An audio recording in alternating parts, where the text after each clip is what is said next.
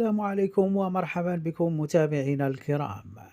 أشغال حفر ملعب الحسن الثاني الضخم تكشف عن تصميمه الحقيقي.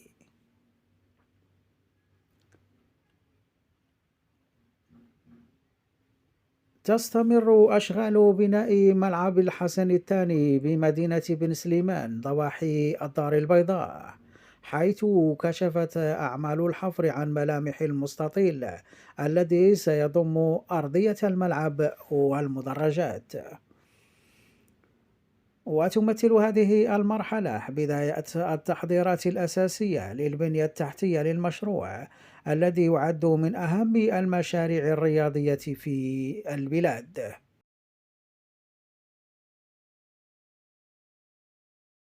ومع اقتراب نهاية هذه المرحلة من المنتظر أن تبدأ الأعمال الخرسانية وتأسيس الأساسيات في اللاحق من الأيام.